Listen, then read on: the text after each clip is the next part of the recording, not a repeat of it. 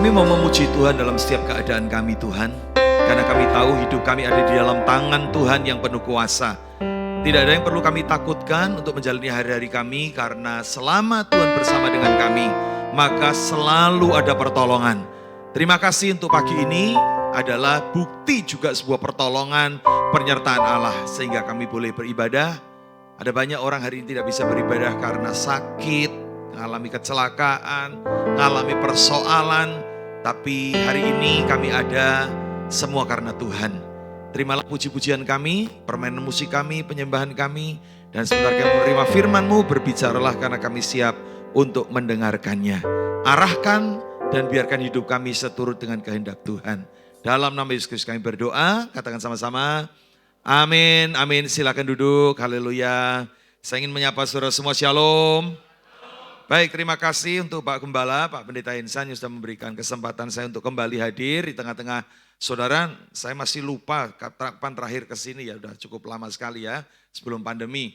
Baik, saya datang dengan istri ya, saya Pendeta Tony dari kota Magelang, kota yang dikelilingi banyak gunung ya, dan lebih sejuk tapi hari-hari ini tetap panas juga saudara ya.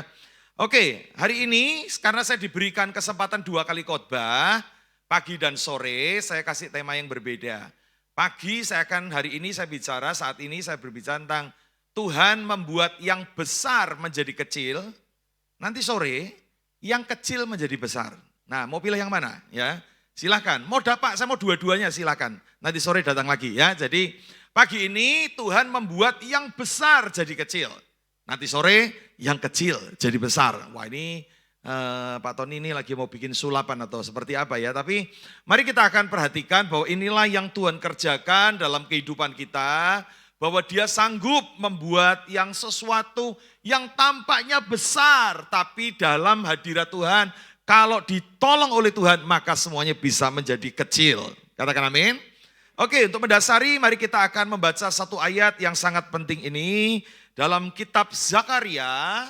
Zakaria adalah termasuk nabi-nabi kecil, bukan karena badannya kecil tapi pendek. Ya, pasalnya sedikit saudara ya. Mari kita lihat ayat ini, Zakaria 4 ayat 6 sampai ayat yang ke-7. Maka berbicaralah ia, Zakaria, katanya, inilah firman Tuhan kepada siapa? Zerubabel. Katakan sama-sama Zerubabel. Ya, bunyinya bukan dengan keperkasaan dan bukan dengan kekuatan, melainkan dengan rohku. Firman Tuhan semesta alam. Ayat 7 mari kita baca sama-sama. 2, 3. Siapakah engkau? Gunung yang besar di depan Zerubabel, engkau menjadi tanah yang rata. Dengar baik-baik. Saudara, ada 2 nama yang perlu kita perhatikan di sini. Yang pertama yang menuliskan, yang mengucapkan, yaitu Nabi Zakaria. Nah, Zakaria bernubuat kepada seorang yang namanya Zerubabel. Nah, siapa ini? Yuk kita sedikit lihat latar belakangnya. Orang Israel pernah mengalami masa pembuangan. Kerajaan Yehuda pernah melawan Tuhan dan Tuhan mengizinkan bangsa Babel menghancurkan Yerusalem. Sehingga mereka banyak dihancurkan, bait Allah rubuh dan banyak orang ditawan dibawa ke Babel. Saudara, ada banyak kisah-kisah ya dalam latar belakang kerajaan Babel. Termasuk Sadrak, Mesak dan Abednego, itu Daniel, itu kisah-kisah dengan background masa-masa pembuangan. Orang Israel ditawan di Babel, saudara. Nah, tetapi tidak berlangsung lama karena kerajaan Babel kemudian dikalahkan oleh kerajaan Persia, saudara. Nah, ketika dikalahkan, maka rajanya Persia ini lebih baik hati. Dia berkata, loh kok banyak orang Yahudi ada di Babel. Ya mereka ngomong karena kami ini dulu ditawan. Maka Raja Persia memberikan kesempatan. Baik, orang Yahudi yang tinggal di Babel boleh pulang. Nah maka mereka rombongan pulang karena diberikan kesempatan. Bayangkan saudara ya, mereka begitu rindu tanah perjanjian. Bahkan saking rindunya, Daniel kalau berdoa membuka jendelanya dan dia berdoa menghadap kiblat. Kiblatnya mana? Yerusalem, saudara ya. Saking rindunya mereka terhadap tanah perjanjian sampai begitu, saudara. Nah, kali ini diberikan kesempatan untuk pulang. Silahkan balik. Waduh, satu rombongan besar dipimpin oleh gubernur namanya Zerubabel, ya. Nah, Zerubabel kemudian memimpin orang Israel pulang ke Yerusalem, tetapi Tuhan menyertai mereka dengan 2 orang nabi dalam perjalanan mereka. Pertama Zakaria, yang kedua Nabi Hagai. Jadi Nabi Hagai dan Nabi Zakaria hidup di zaman yang sama, di waktu yang sama untuk menyertai Zerubabel dan rakyat yang kembali ke Yerusalem. Nah, ini pola yang bagus ya. Sampai sekarang Tuhan itu tetap memperhatikan. Di tengah-tengah saudara sibuk buka toko, belajar, kuliah, kerja, Tuhan menghadirkan hamba Tuhan di tengah-tengah saudara, ya kan? Ada Bapak Pendeta Hensan, saya dipakai Tuhan untuk menggembalakan di Kota Magelang. Untuk apa? Untuk mendampingi perjalanan jemaat. Maka itulah tugas dari Tuhan, para gembala-gembala seperti Hagai dan Zakaria. Mereka diutus Tuhan untuk mendampingi perjalanan Gubernur Zerubabel, saudara. Nah, ketika mereka kembali ke Yerusalem, mereka digerakkan Tuhan untuk membangun bait suci kembali yang sudah hancur oleh Nebukadnezar. Nah, ketika Zerubabel akan membangun, disitulah tantangan mulai muncul, saudara. Tantangan yang besar, kenapa? Karena penduduk Yerusalem sudah apatis. Mereka berkata, ngapain dibangun? Sudah rubuh, udah gak ada yang urus. Maka ada sekelompok orang juga berkata, baik kalau kamu mau bangun, kami mau terlibat. Tapi Zerubabel tahu niat buruk mereka untuk mengacaukan pembangunan. Dan mereka juga penyembah-penyembah berhala. Maka Zerubabel tidak mau terlibat dengan mereka. Ditolaklah mereka, gak mau. Nah, biasanya orang kalau ditolak itu kan marah, saudara ya. Orang pingin kayak mau membantu, ditolak. Oh, ngamuk, saudara. Mereka mengembuskan isu-isu yang gak benar.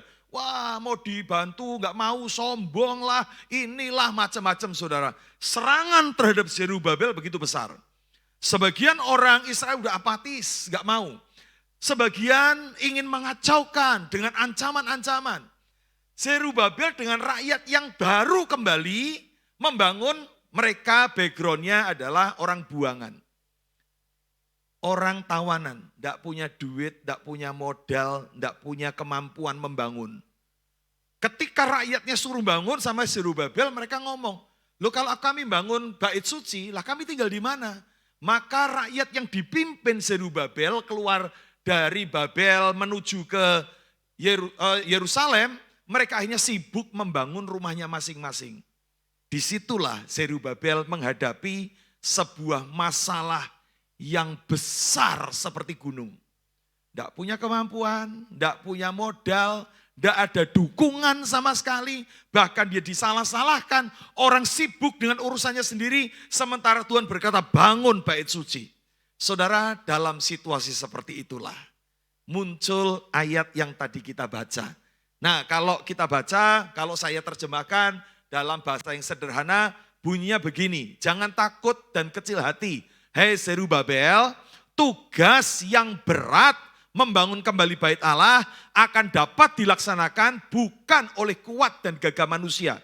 Tetapi roh Allah itulah yang memungkinkan semuanya terjadi. Yang nampaknya besar seperti gunung yang tinggi akan dibuat Allah seperti jalan yang rata. Saudara, Hagai juga menubuatkan yang sama. Bukan oleh kuat dan gagahmu. Bukan oleh keperkasaanmu, tapi oleh roh Tuhan. Nah, kalimat itu dikutip oleh penyanyi legendaris kita Glenn Fredly untuk memberikan lagu dalam Indonesian Idol. Dan bila aku berdiri tegar sampai hari ini, bukan karena kuat dan hebatku. Itu kalimat yang dikutip dari Alkitab, saudara ya. Dan itu terkenal sekali. Saudara, nah ini sebenarnya kalimat diberikan kepada Zerubabel. Jangan takut Zerubabel, apa yang kau hadapi bukan nanti ketika diselesaikan, bukan oleh kuat dan gagahmu, tapi oleh rohku. Maka masalah yang tampaknya seperti gunung yang besar akan dibuat Tuhan menjadi kecil. Yang ngerti katakan amin. Saudara, inilah yang terjadi, maka bait suci ini dibangun dan berhasil. Salah satu bait suci yang termegah adalah dibangun oleh Zerubabel.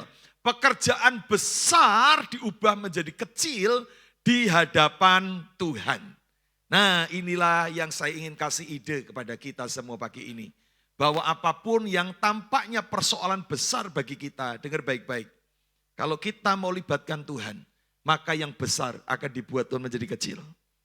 Yang percaya katakan amin. Saudara, enggak ada masalah besar, saudara. Gunung yang tinggi, itu pun bisa diubah hal yang kecil. Membangun bait suci yang sulit, tantangannya besar. Itu pun akhirnya jadi bukan oleh kekuatan kita, tapi oleh Roh Tuhan. Nah saudara, ini yang menjadi berkat kita saudara. Maka hari ini kalau kita pagi ini datang dengan berbagai kelemahan dalam diri kita punya masalah yang besar. Mungkin masalah kesehatan. Mungkin saudara sedang periksa dokter dan dokter berkata, maaf Pak, maaf Bu, hasil pemeriksaan ada kanker di usus besar stadium 3. Itu masalah besar saudara. Jangan ngomong itu masalah kecil, itu masalah besar. Mungkin hari ini kau sedang menghadapi tokomu, makin lama makin kecil, makin habis barangnya. Engkau enggak sanggup kulaan lagi. Rekeningmu mulai habis, itu masalah besar dalam hidup kita. Mungkin kita menghadapi keluarga yang berantakan, suami kabur dengan wanita lain, itu masalah besar dalam hidup kita. Tapi hari ini ada berita baik buat kita, yaitu apa yang tampaknya besar, Tuhan bisa ubah menjadi kecil ketika kita melibatkan Tuhan. Katakan amin. Nah tentu saja ini tidak terjadi dengan begitu saja. Maka harus ada selangkah dalam hidup kita yang kita tidak pernah meragukan Tuhan. Tapi seringkali kitanya yang tidak bergerak untuk mewujudkan hal yang ajaib itu. Maka apa yang harus kita lakukan hari ini? Yang pertama adalah mari kita mempercayai firman Allah lebih dari kenyataan yang ada. Baca sama-sama yuk, 2, 3. Mempercayai firman Allah lebih dari kenyataan yang ada. Saudara, saya tidak menolak tentang kenyataan. Kadang kita harus dihadapkan kepada kenyataan. Saudara berkata begini, Pak, kenyataannya Pak, ini loh Pak, hasil lab Prodia, Pramita, apapun Cito. Saudara berkata, Pak ini ada CA loh Pak, ada kanker stadium 3 Pak. Ini fakta, saya tidak melawan fakta, saya tidak menyalahkan kenyataan. Tapi ketika kita dihadapkan kepada fakta, saudara ada pilihan yang lain, yaitu ada pilihan firman Allah yang berkata, akulah penyembuhmu, aku Jehovah Rafa, Allah yang bisa menyembuhkan segala penyakitmu. Nah saudara mau percaya fakta atau lebih memegang firman Tuhan? Saudara mau pegang fakta, faktanya begini Pak, sebentar lagi saya akan mati dengan kanker saya. Tapi ada pilihan yang kedua, saudara boleh mempercayai firman Allah lebih dari fakta yang ada. Saudara, saya percaya, ya saya kanker stadium 3. Tapi saya punya Tuhan yang bisa menyembuhkan saya. Oke, faktanya ini loh Pak, rekening saya habis. Uang nggak sampai tinggal 1 juta. Untuk hidup dalam sebulan nggak akan cukup. Ini fakta, tapi saudara masih bisa mempercayai. Ketika Tuhan berkata, akulah penyedia dalam hidupmu. Aku Jehovah Jireh, Allah yang menyediakan. Saudara bukan menolak fakta. Saudara berkata, ya faktaku aku kekurangan. Tapi aku yakin bahwa aku punya Tuhan yang sanggup mengubah kekurangan menjadi berkat. Saudara, mungkin faktanya saudara berkata, anak-anak muda faktanya Pak, orang tua saya nggak bisa nyekolahin saya. Saya orang yang miskin, keluarga saya nggak mampu kuliahin saya. Masa depan saya suram. Mungkin itu fakta, tapi dengar baik-baik Tuhan berkata, masa depan sungguh ada dan harapanmu tidak akan hilang. Saudara mau percaya firman Tuhan atau fakta? Makanya saya berkata hari ini saudara ya, modal utama kita adalah firman Allah. Bukan sekedar semangat. Semangat itu up and down. Saat kita sehat kita bisa semangat, saat kita sakit kita drop saudara. Saat kita diberkati, kita bisa menghadapi suasana yang penuh semangat. Tapi ketika kita sedang kekurangan, kita down. Maka semangat itu bukan modal utama. Modal utama kita adalah firman Allah. Amin. Saudara mesti pegang kuat-kuat firman Allah. Maka dalam keadaan kita menghadapi masalah besar, saudara mesti pertajam. Pertajam telinga rohani saudara. Pertajam hatimu. Pertajam indera rohani kita untuk mendengar firman Tuhan. Seperti Zerubabel dalam keadaan masalah yang besar. Dia bingung, putus asa. Tapi indera rohaninya menangkap pesan Tuhan.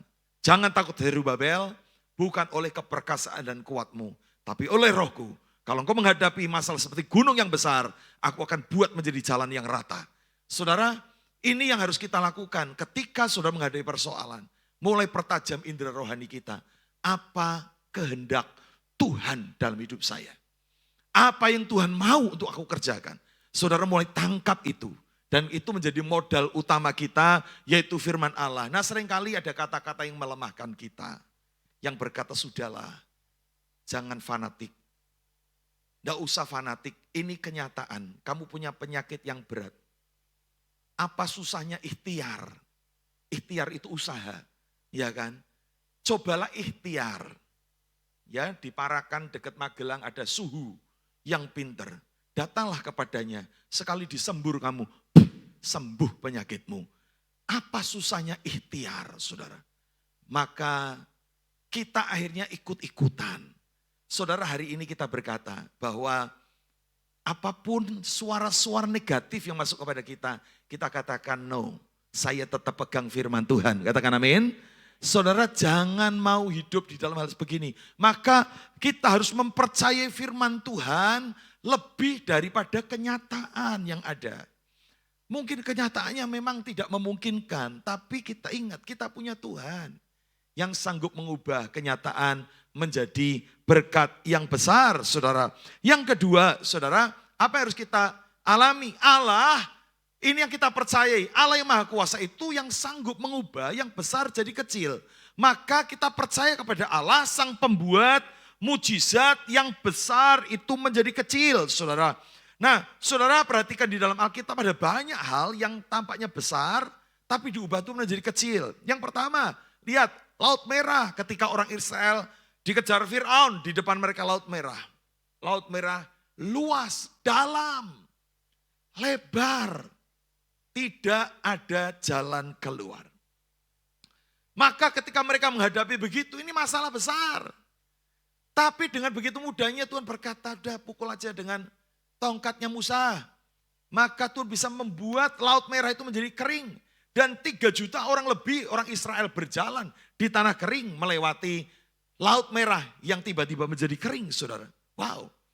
Hal yang tampaknya besar bisa diubah Tuhan menjadi kecil. Allah membuat tembok Yeriko yang besar, tinggi, tebal. Gak ada artinya. Hanya dengan sebuah puji-pujian teriakan. Maka robohlah tembok Yeriko yang diagung-agungkan itu. Hal yang tampaknya besar seperti Goliat, dia bisa mati hanya dengan sebuah batu yang kecil, saudara. Maka saya mau katakan satu hal ini, bersama dengan Tuhan, apapun masalah kita yang tampaknya besar, Tuhan sanggup membuatnya menjadi kecil. Katakan amin.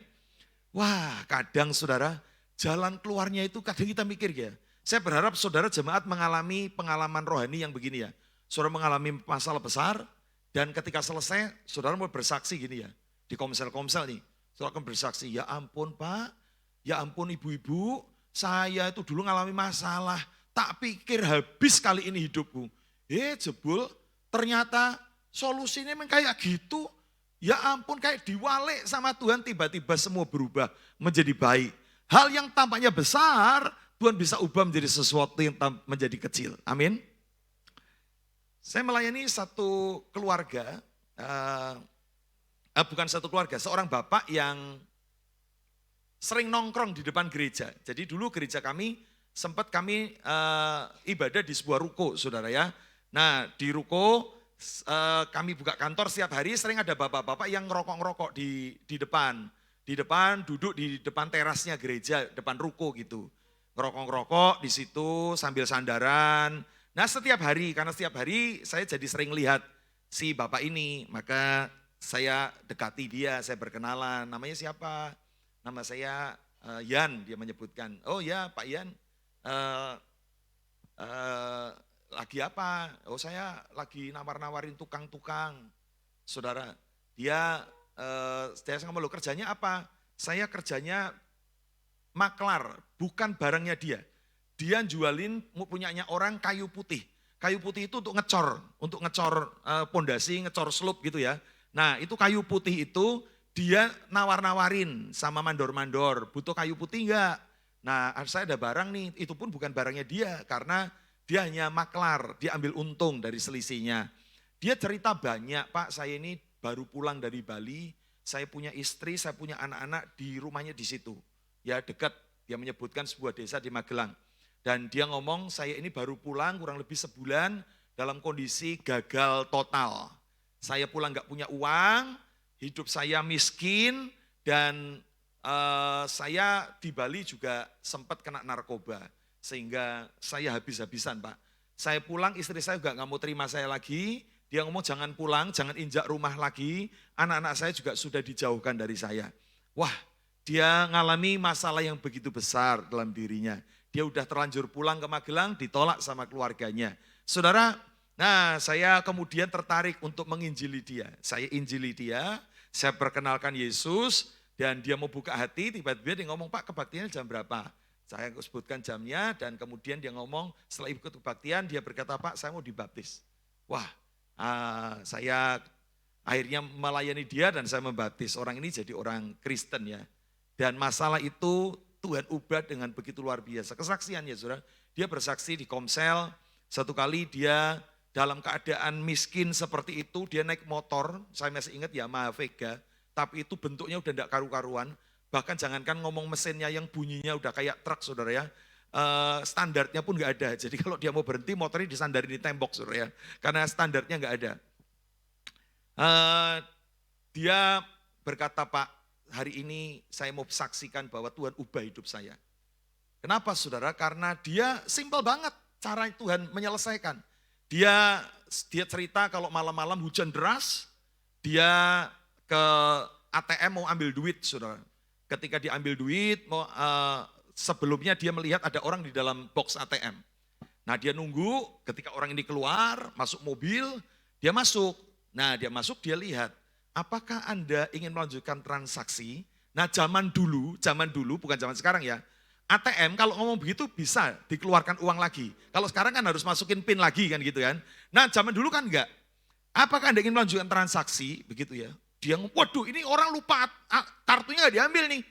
Maka dia cepat keluarkan, diambil, dia lihat mobilnya lari saudara. Wah dia kemudian naik motor, dikejar mobil itu saudara. Di tengah hujan deras, dipepet mobil itu, berhenti. Wah orang naik Mercy, dipepet orang hujan-hujan kan ngeri saudara ya. Tapi karena dia mepet kemudian dia berhenti, dia ngomong ada apa? Dan orang ini ngomong, maaf ya Pak, tadi Bapak lupa ngambil ATM-nya. Ini kartunya Pak, saya ambilkan tadi. Bapaknya ambil ATM-nya, dia cek ternyata uangnya masih utuh saudara. Dan dia ngomong sebentar, saya mau tanya sama kamu ini siapa? Ya saya hanya mau ngambil duit. Enggak, saya ini mau berterima kasih sama kamu. Dan singkat ceritanya, kamu ini kerja apa? Dia cerita, saya ini makelar di proyek, makelar kayu putih. Oh kamu di proyek, punya CV enggak? Enggak, bang saya cuma makelar kayu putih. Dan dia ngomong bahwa saya, ini orang yang naik mobil ini, ngomong saya ini lagi ngerjakan proyek pom bensin di Menowo. Pom bensin dibuat bagus, dan dia ngomong, saya serahkan ke kamu yang urus proyeknya ya. Orang sampai kaget saudara, loh aku enggak punya CV, enggak apa-apa, gampang diurus belakangan. Tapi aku enggak punya modal, semua biaya kita, yang penting kamu urus tukangnya dan semuanya. Saudara, dia dikasih proyek yang waktu itu nilainya 2,7 M, saudara. Membangun SPBU, pom bensin. Wah, dia kaget, dia urus dan berhasil. Orang ini akhirnya mempercayai, karena ini kontraktor besar, saudara. Dan hari ini kalau saudara ketemu ibadah di tempat kita, dia rajin sekali hari Minggu datang kebaktian. Saudara tanya, Pak Yan, kerjanya apa? Dia ngomongnya gini, saya tukang rumput. Gitu. Dia akan jawab, saya kerjanya tukang rumput. Betul, dia tukang rumput. Tapi rumput yang masang di Jogja International Airport. Di Jogja. Berapa ratus hektar itu. Dan dia menanam dan merawat sampai hari ini. Nanam rumput di airport, saudara ya.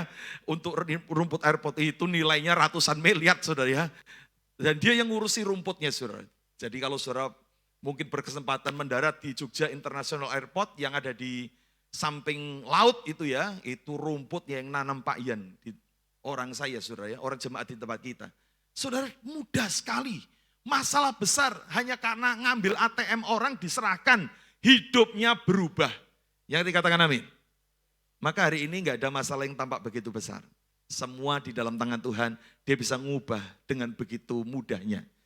Maka hari ini sandarkan hidup kita ke dalam tangan Tuhan. Amin. Oke, yang ketiga adalah, ini dia. Ini yang terakhir ya, ingatlah selalu apa yang terjadi bukan oleh kuat dan gagah kita, saudara. Kalau nanti suatu kali nanti kita ini akan diberkati Tuhan. Ini pesan firman Tuhan, jangan sombong. Jangan mencuri kemuliaan Tuhan. Tuhan sudah membuka dengan kalimat, ingat ya Zerubabel, bukan oleh kuat dan gagahmu, bukan oleh keperkasaanmu, melainkan oleh Roh Tuhan. Jadi ketika kita disembuhkan, mari kita kembalikan hormat kemuliaan bagi nama Tuhan. Amin. Ya melayani dong. Ya, hidup serahkan dalam tangan Tuhan. Ketika engkau sembuh, ketika engkau diberkati Tuhan, pakai dong hidup untuk mengasihi dan memberkati pekerjaan Tuhan. Ketika engkau mengalami pemulihan di dalam usahamu, ya pakai dong untuk melayani Tuhan. Ingat selalu bahwa semua bukan karena kehebatan kita, tetapi karena Roh Tuhan. Katakan amin. Ya saudara, mari kita selalu ingat, bukan karena hebat kita. Kadang kita ini suka mencuri kemuliaan Tuhan, ya makanya jangan sombong. Jangan mencuri kemuliaan Tuhan. Satu kali saya diundang satu keluarga, ngomong gini, Pak Tony kapan bisa mampir ke rumah? Saya mau bersaksi. Wah, saya disembuhkan penyakit Pak. Nah memang sebelumnya saya pernah mendoakan si bapak ini, dan dia berkata ada sakit, saya doakan, dan tidak lama, tidak ketemu, dan dia ngomong Pak saya sudah sembuh. Saya mau bersaksi. Wah saudara, bayangan saya akan mendengar kisah-kisah yang spektakuler nih. Saya mendoakan, saya tumpang tangan, dia kayak kesetrum, geblak-geblak dan kemudian sembuh. Bayangan saya begitu saudara ya. Tapi ternyata ketika saya tanya, gimana Pak sudah sembuh? Dan dia berkata, iya Pak, puji Tuhan saya sembuh. Gimana ceritanya? Katanya mau kesaksian, iya Pak saya mau saksi ya. Jadi waktu Bapak doakan itu, saya itu lagi sakit ini Pak. Wah disebutkan penyakitnya, dan tiba-tiba ada seorang teman yang berkata begini, kamu penyakitnya itu ya persis loh sama penyakit saudara saya. Maka saudara saya sembuh. Gimana caranya? Di Penang, di Malaysia ada dokter bagus. Cari dokter itu, kamu akan dapat pelayanan yang baik. Wah akhirnya dicari saudara dokternya, dapat jadwal dia berangkat ke Malaysia, periksa. Dan dia berkata, aduh Pak Tony itu dokter benar-benar pinter Pak. Dia bisa ngerti betul penyakit saya, dia cek semua dan dia kemudian bawa saya dirujuk ke dioperasi untuk di rumah sakit salah satu yang terbaik di Malaysia, di Penang. Dan itu rumah sakit Pak kerennya minta ampun, semuanya ramah. Obat-obat yang dipakai benar-benar persis seperti apa yang saya butuhkan. Bahkan ada satu obat yang sekali minum 3 juta. Saudara dia cerita tentang dokter yang baik, rumah sakit yang hebat, pelayanan yang hebat, obat yang luar biasa. Tak dengar-dengarin sampai terakhir, Tuhannya di mana ya? Saya pengen dengar goalnya ini. Tuhannya di mana? Dia hanya bersaksi tentang dokter yang hebat. Dia bersaksi kesembuhannya tentang obat yang mahal. Tapi dia enggak menyaksikan bahwa semua itu karena Tuhan. Berapa banyak dari kita seringkali menjadi orang-orang yang seringkali mencuri kemuliaan Tuhan. Jika hari ini saudara diberkati, ceritakan kepada tetangga kiri kananmu, aku diberkati karena Tuhan. Katakan amin. Bukan karena pengalaman kita. Ketika tetanggamu, saudaramu berkata, kok kamu sudah sembuh? Penyakitmu kan parah. Ya, semua karena Tuhan. Saudara, wah hebat ya anak-anakmu sekarang sukses ya. Gimana cara membesarkan anak yang nurut, rajin, pinter dan sukses seperti itu? Semua karena Tuhan. Saudara, jangan sebut-sebut, ya karena saya punya pengalaman ini, saya menerapkan prinsip ini, saya menerapkan parenting ini. Saudara, boleh-boleh saja kita menerapkan metode-metode tertentu. Tapi kalau kita bersaksi, mari kita semua serahkan, semua karena Tuhan. Amin. Saudara, biarlah ingat selalu ketika kita diberkati Tuhan. Saya percaya begini ya, apapun masalah kita hari ini, bersama dengan Tuhan dia bisa sanggup menyelesaikan semuanya dengan begitu mudah. Hal yang tampaknya besar, dia bisa ubah menjadi perkara yang kecil, yang bisa diselesaikan. Pemain musik bisa siap. Saya mau katakan, tetapi dengar baik-baik. Ketika nanti kita diberkati Tuhan, ketika penyakit kita disembuhkan Tuhan, ketika keuangan kita diberkati Tuhan, maka satu hal yang harus kita ingat, jangan lupa, semua harus kita kembalikan untuk hormat kemuliaan nama Tuhan. Amin. Biarlah semuanya akan menjadi milik Tuhan. Ketika engkau berpenyakit yang dokter berkata nggak ada harapan, engkau bakal mati dan engkau hari ini sembuh, untuk apa semuanya itu? Bukan untuk nambah duitmu makin banyak. Mari serahkan hidupmu dalam tangan Tuhan. Hidup melayani Tuhan. Amin. Serahkan. Pekerjaan kita minadagi. Apapun yang kita alami, biarlah kita alami, kita serahkan dalam tangan Tuhan. Dan biarlah Tuhan yang menerima segala kemuliaan. Sejumlah kita bagi berdiri bersama-sama. Haleluya. Dan jika hari ini engkau adalah orang yang sedang menghadapi banyak tekanan-tekanan, masalah-masalah yang berat, yang kau berkata, masalahku besar Pak, gak ada jalan keluar. Firman Tuhan hari ini mengingatkan kita, semua bisa diubah Tuhan ketika kita masih memiliki Tuhan. Amin. Aku masih punya Tuhan, punya pengharapan. Aku tetap beriman, Tuhanku, Yesus kekuatanku, Yesus kekuatanku.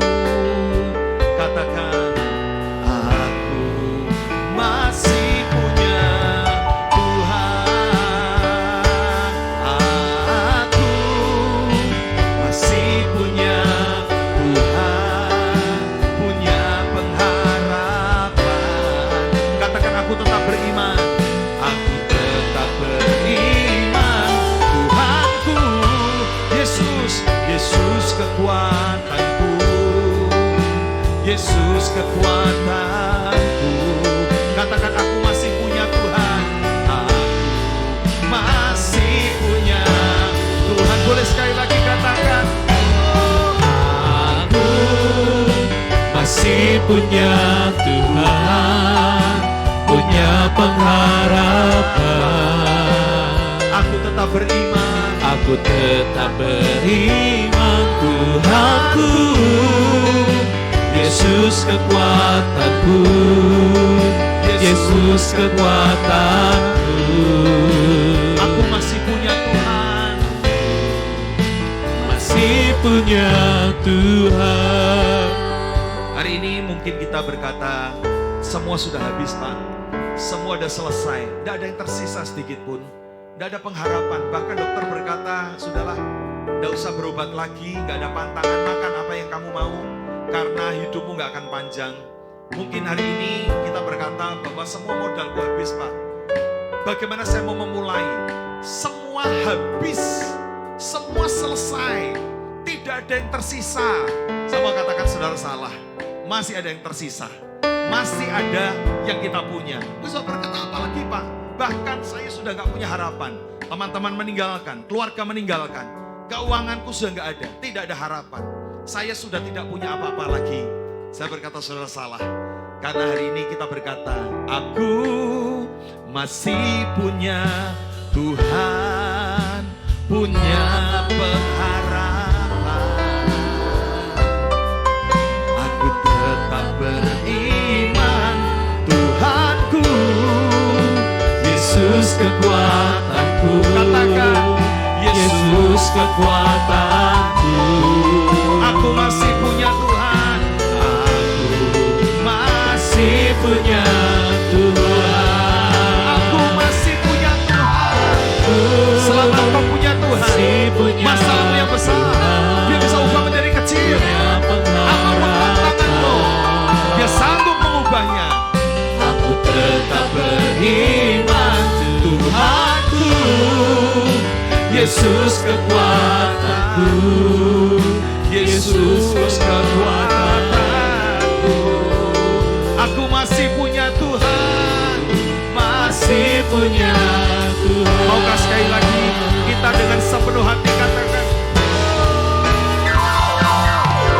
aku masih punya Tuhan, punya pengharapan.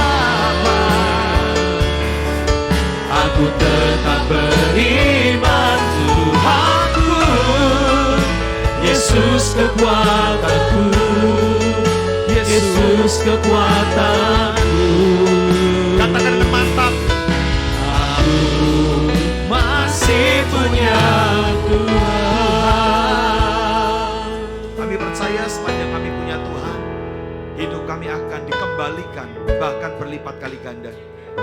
Tidak ada yang pernah terhilang dari hidup kami selama Engkau ada. Engkau bisa memulihkan keadaan kami. Seperti Engkau memulihkan keadaan Ayub sampai 4 kali lipat. Kami percaya bersama dengan Tuhan, tidak ada masalah yang terlalu besar. Karena kami punya Allah yang begitu besar, sangat besar, dan luar biasa besar. Berkati firman-Mu termeterai dalam hati kami. Kami berkati pekerjaan Tuhan tempat ini, Bapak Pendeta Insan dan keluarga, anak-anak mereka yang di luar kota juga. Kiranya kasih anugerah-Mu melingkupi kami semua. Para pelayan Tuhan, semua ada dalam anugerah dan berkat-berkat. Terpujilah nama Tuhan. Kami terima firman-Mu di dalam nama Tuhan Yesus Kristus. Katakan sama-sama, amin. Mari kita bangkit berdiri bersama-sama, kita akan akhiri pertemuan ibadah kita.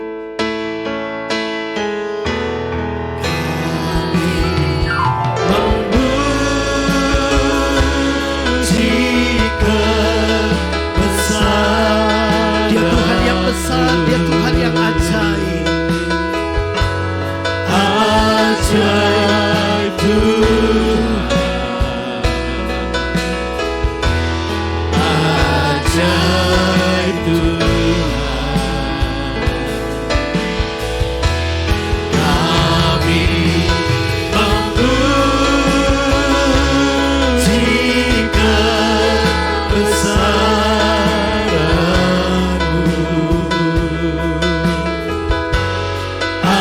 Ajaib Tuhan, ajaib Tuhan. Dari hatimu naikkan pujian bagi Dia. Kami memuji kebesaran-Mu.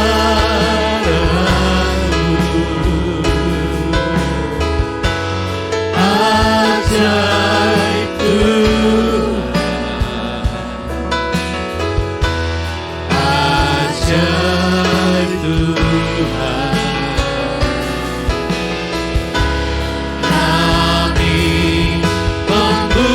memuji kebesaran-Mu. Ajaib Tuhan, ajaib Tuhan, Ajaib Tuhan, ajaib Tuhan. ajaib Tuhan,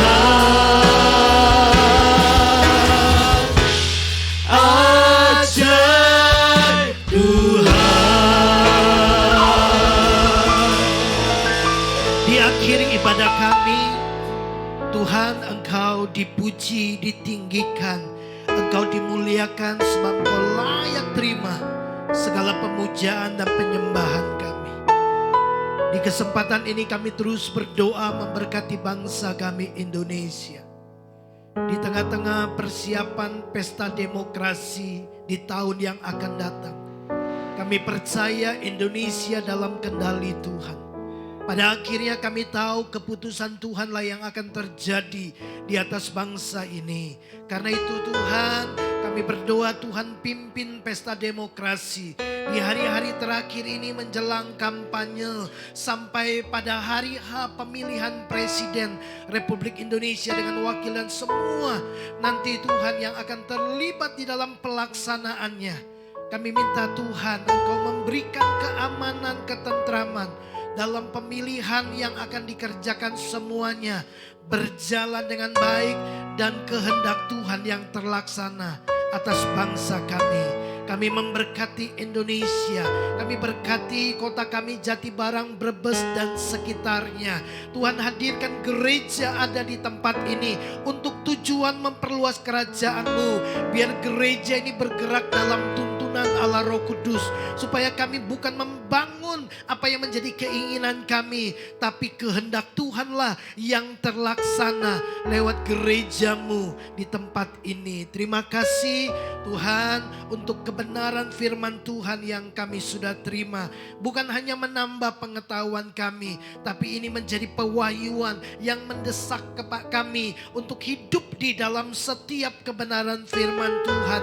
Kami percaya, kami pegang firman-Mu, kami pegang janji-Mu, karena kami tahu Tuhan, Engkau Tuhan yang sanggup mengubah yang tidak mungkin menjadi mungkin. Engkau Tuhan yang berkuasa. Terima kasih pada akhirnya kalau kami melihat pertolongan Tuhan, kalau kami mengalami mujizat Tuhan, kami sadar itu semata-mata karena Tuhan yang bekerja di dalam kami dan melalui kami. Engkau layak terima segala kemuliaan, berkati hamba-Mu yang sudah melayani kami. Tuhan terus perbesar kapasitasnya. Tuhan terus memberikan hikmat, pewahyuan, penyingkapan rahasia firman lewat hidup dan pelayanannya, keluarganya. Tuhan, Engkau dipermuliakan lewat hidup mereka. Terima kasih semua kami yang mendengar firman Tuhan. Kami diberkati. Terima kasih Bapa di surga. Kekasih-kekasih Tuhan, mari arahkan hatimu, tadakan tanganmu di hadapan Tuhan. Tuhan ada bersama-sama dengan kita, Dia hadir di tempat ini. Dan terimalah berkat Tuhan. Tuhan memberkati dan melindungi engkau. Tuhan menyinari engkau dengan wajah-Nya dan memberikan kepadamu kasih karunia demi kasih karunia dari kepenuhan Yesus Kristus Tuhan kita. Ia menghadapkan wajah-Nya kepadamu dan memberikan engkau damai sejahtera, sukacita, penyertaan Tuhan lewat Allah Roh Kudus. Memimpin hari-harimu, membawa engkau dalam sebuah perjalanan yang berhasil dan beruntung. Berpeganglah kepada perintah-perintahnya, jauhilah larangannya dan lakukan kehendaknya. Maka engkau akan melihat segala berkat yang Tuhan janjikan dalam hidupmu akan datang dan menjadi bagianmu. Engkau diberkati untuk menjadi berkat. Terimalah berkat ini di dalam nama Tuhan Yesus Kristus. Setiap kita yang percaya diberkati Tuhan, mari sama-sama katakan amin.